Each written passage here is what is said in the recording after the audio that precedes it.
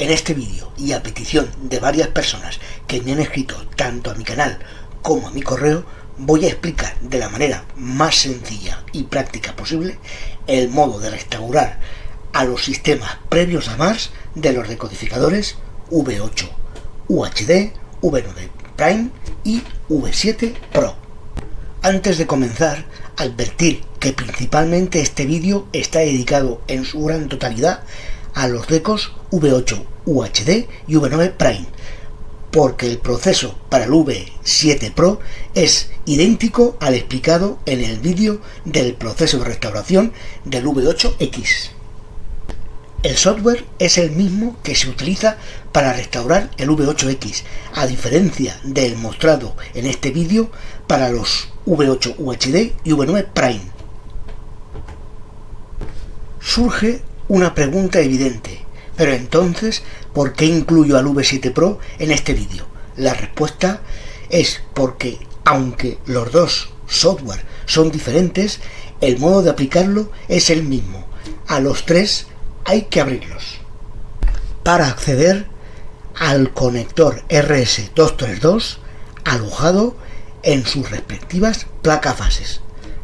Al hilo de esta explicación, comentar que el hecho de abrir los decos para acceder a sus placas base, anula la garantía de los mismos. Por lo tanto, hay que tener en cuenta este detalle. Cada usuario conoce las normas de garantía que rigen para estos dispositivos. Él es únicamente responsable de sus actos y de las operaciones que le realice a su decodificador. Entonces, antes de realizar el proceso que voy a explicar en este vídeo, que conozca que el acto de abrir su deco invalida la garantía del mismo. Por cierto, en la descripción del vídeo dejaré los enlaces al vídeo de restauración del V8X por el V7 Pro, así como los links para los software del V8 UHD y también el software para el V9 Prime. Evidentemente, también dejaré el enlace para los drivers del cable RS232 de la marca Prolific, imprescindibles para el éxito de nuestra operación de restauración. El principal problema que encontramos para poder restaurar estos dispositivos es conseguir los conectores necesarios, que aparte de ser complicados de encontrar, el coste es bastante elevado, aparte de saber si estos conectores vienen con sus correspondientes drivers. Para llevar a cabo nuestra tarea necesitaremos utilizar un cable como el que estamos viendo ahora mismo en pantalla, el utilizado para restaurar los decodificadores V8X. Como vemos, en un extremo del cable tiene una conexión de USB tipo A y en el otro extremo tiene un conector jack macho de 3,5 milímetros. También emplearemos una hembra jack de 3,5 milímetros, cuyo coste, como vemos en pantalla, es de 0,62 céntimos 10 unidades. Aunque solo necesitaremos un cable de 3 pin, en la oferta que encontraremos en las páginas de internet veremos que por 81 céntimos podremos adquirir 5 piezas de 10 centímetros cada una. Para el V7 Pro necesitaremos el software Zen UPG versión 2.2. Por contra, para el V8 UHD y el V9 Prime necesitaremos el software que estamos viendo ahora mismo en pantalla, STB ROM Upgrade 2220. Y como no, también necesitaremos el chequeador de puertos de la marca Prolific, imprescindible para nuestra misión.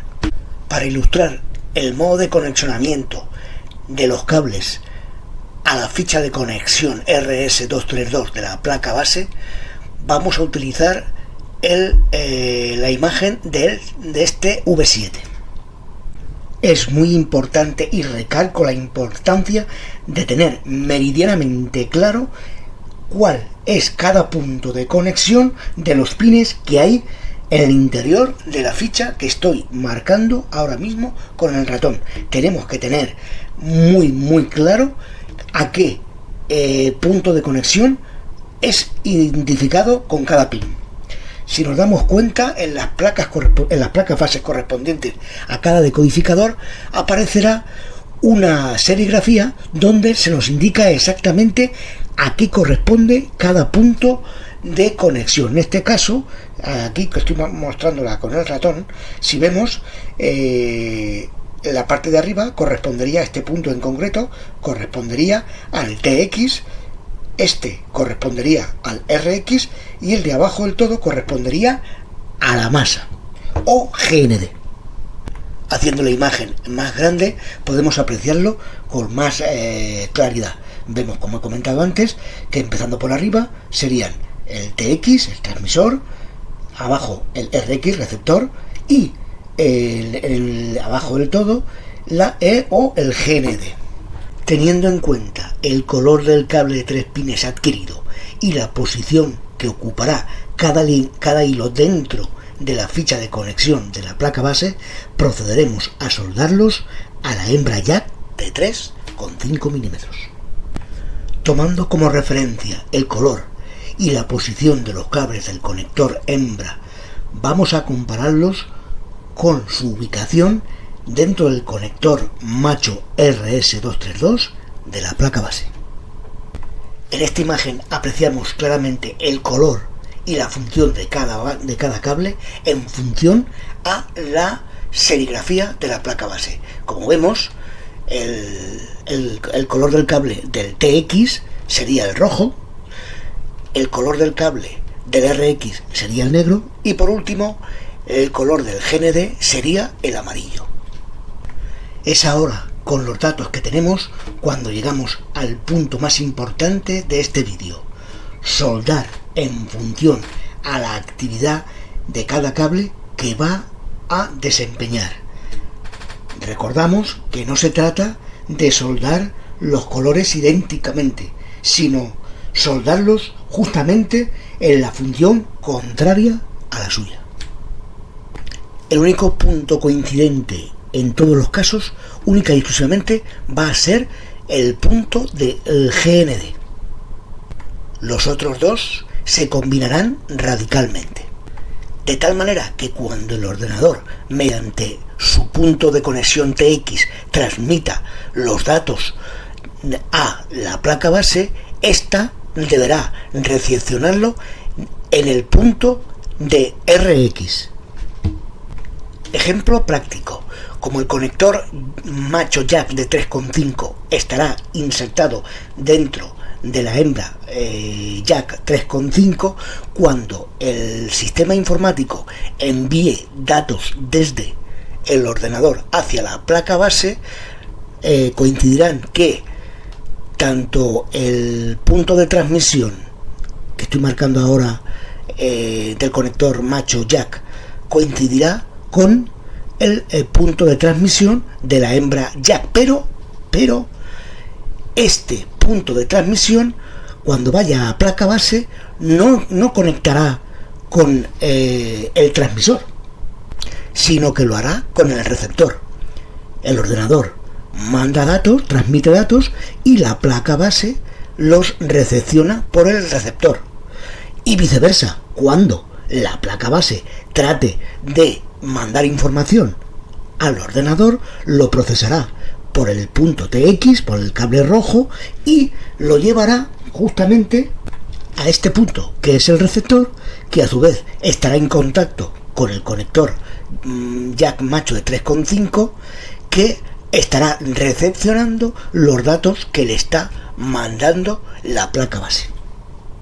Es muy importante tener en cuenta este concepto: uno envía y el otro recibe, el otro recibe y el otro envía. O sea, el ordenador transmite, la placa recibe, la placa transmite, el ordenador recibe. Como he comentado antes, el GND es el único punto que tienen las dos conexiones en común. El resto es completamente lo antagónico, o sea, rojo de conector de placa base con negro de conector jack y negro de conector jack con rojo de placa base.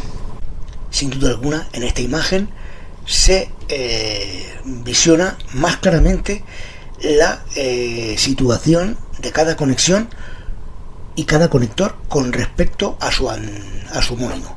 Entonces, tenemos en cuenta que el conector jack entraría dentro de la hembra jack y serían efectivamente dentro de la conexión de macho y hembra, serían uno, con lo cual el rojo estaría conexionado con el rojo, con el TX en concreto, el RX con el RX y la masa o GND con el GND. Sin embargo, la situación ya cambia con respecto a la placa base. Ya vemos que el TX de el conector ya iría soldado o unido al RX de la placa base, que el TX rojo de la placa base iría soldado al RX del conector jack, y como he comentado antes, el único punto coincidente en ambos casos es el GND, que es el representado con el color amarillo. Para no equivocarnos ni confundir a todas aquellas personas que estén viendo este vídeo, hemos identificado cada color con el punto de soldadura o el punto de unión de cada conector. Resumiendo y pecando nuevamente de reiterativo: rojo de conector con negro de placa base, rojo de placa base con negro de conector y amarillo de GND con amarillo de GND de conector jack hembra. Bien, una vez explicado cómo hay que conexionar los cables acorde al color y a la función de cada uno, vamos a comenzar con el proceso del software. Empezaremos primero con el software que necesita el V7 Pro, que es el que estamos viendo ahora mismo en pantalla, el llamado Zen UPG versión 2.2. Bien, este software hay que tratarle exactamente igual que como el software que expliqué en el vídeo de recuperación del V8X. Si nos acordamos o si no lo hemos visto, explico que el fabricante, la casa GT Media, recomienda que donde pone en este caso select file, lo pongamos en el archivo de recuperación, que se debe de denominar flash.bin, lo pongamos tanto en el menú de escritorio como también dentro de la raíz de un pendrive formateado en FAT32, cuya capacidad no debe exceder 16 GB y que única y exclusivamente tiene que contener ese archivo renombrado también, o la copia del que tendríamos en el escritorio, que se llamaría flash.bin. Antes de abordar el software que necesitaremos para recuperar tanto los V8 UHD como los V9 Prime, insistir en la necesidad de instalar los drivers del cable Prolific para, junto con sus programas asociados, saber qué puerto ha abierto en Windows o Mac para este software. Con el programa que vemos en pantalla integrado en el paquete de drivers, que como comenté al principio dejaré en la descripción del vídeo, podremos saber qué puerto ha abierto nuestro sistema operativo. Vuelvo a incidir en la conveniencia de visionar el vídeo de recuperación del V8X para tener conocimientos de todos los conceptos relativos a los drivers y a las aperturas de puertos COM. Al pulsar sobre esta pestaña se desvelarán todos los puertos COM que tiene habilitado el sistema operativo, y al seleccionarlo, aquí abajo nos aparecerá el puerto que tiene abierto el sistema operativo y es el que tendremos que usar en el software de recuperación. Una vez sepamos cuál es el puerto que nuestro sistema operativo tiene habilitado para este software, simplemente pincharemos sobre la pestaña que estoy marcando ahora con el ratón y seleccionaremos dicho puerto. Una vez está seleccionado, como he comentado anteriormente, en el apartado de la fila seleccionada, que insisto, para este software en concreto deberá estar tanto en escritorio como en la raíz de un pendrive, que también tendremos que tenerlo conectado al puerto USB del decodificador. Y recordar que hay que renombrar el archivo de recuperación con el nombre de flash.bin. Antes de abordar el tramo final de este vídeo, concretamente el relativo a los softwares del V8 UHD y del V9 Prime, tan similares entre sí pero a la vez tan diferentes, comenzaremos visionando los 7 archivos, sin contar el documento de texto, del V8 UHD, para continuar con los 7 archivos del V9 Prime. En la siguiente imagen, donde he fusionado los software de los dos decos, vemos que tanto V8 como V9 Prime contienen un archivo que el otro no tiene. Por ejemplo, en el V8 UHD vemos el archivo ARM/CPU/set, que el V9 Prime no lo tiene. Sin embargo, el V9 Prime tiene el flashbur/8m.ini, que el V8 UHD no tiene. El resto de los 6 archivos son coincidentes, pero cada uno en concreto tiene un archivo que hace diferente un software con respecto al otro. Por eso es muy importante que cada deco utilice el software correspondiente. El V8 UHD su software y el V9 Prime el suyo. Independientemente del deco que estemos gestionando, apreciamos que el ejecutable es el mismo para los dos decos. El programa se llama STB ERROM Upgrade 2220 y, como bien hemos visto anteriormente, solo hay un archivo que diferencia un decodificador del otro. Entonces, teniendo en cuenta esto, vamos a empezar a conocer este software. En el primer apartado vemos el puerto. Recordemos que en función al puerto que el programa de Prologic nos haya localizado como abierto en nuestro sistema operativo, tendremos que señalarlo. Luego, en BIOS Rate dejaremos tal conforme está, 115.200. En Parity dejaremos también Event tal conforme está. Y en el apartado Operate dejaremos Upgrade. Y atención, ahora vamos al archivo. El archivo, en principio, los de GT Media no dicen que haya que renombrarlo especialmente. Sí que comentan, como vemos aquí, que debe de estar en el escritorio y, insisto, no hacen ningún inciso al sobrenombre que debe llevar el archivo de recuperación. En principio, nosotros, si no queremos complicarnos la vida, podemos renombrarlo como renombrábamos, por ejemplo, el archivo de recuperación del V8X. Podemos renombrarlo con el nombre de flash.bin. Tampoco nos indican que debe haber ese mismo archivo, se debe repetir también en la raíz de un pendrive, que a su vez deba estar conectado a un puerto USB. Única y exclusivamente hacen inciso en que el archivo debe estar alojado en el escritorio. También debemos dejar verificada la casilla relativa al incluido bootloader. Una vez tengamos configurado todos los parámetros, pulsaremos la pestaña de Next. Nos llevará a la siguiente pantalla que vemos ahora en pantalla, la cual yo me he permitido traducir con letras rojas. Concretamente, en esta pantalla nos dirá sincronizando STBs. Por favor, conecte el decodificador, y será en ese momento cuando nosotros conectaremos a la corriente eléctrica nuestro decodificador.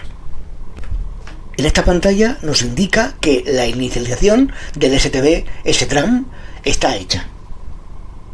Siguiente pantalla del proceso. En esta nos informa que la comprobación del chequeo de puerto serie está hecha y que comienza, o está, en este caso, está comenzando la descarga o la transferencia de archivo que tendríamos en el escritorio hacia el decodificador mediante el cable RS232 del puerto conectado al puerto USB. Recordemos que en este proceso es justamente cuando se están transfiriendo los datos entre el ordenador o PC y la placa base de nuestros respectivos decodificadores, y viceversa.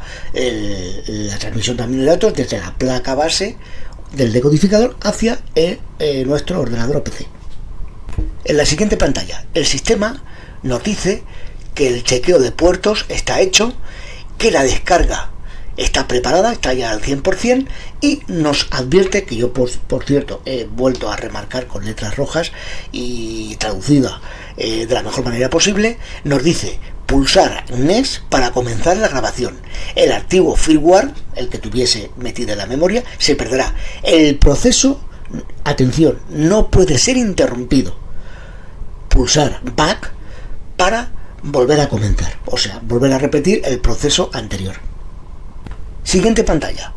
Aquí vemos que nos dice grabando, no apague el dispositivo, imprescindible, por supuesto, porque si lo desconectáramos en pleno proceso de actualización, automáticamente el decodificador se estropearía completamente.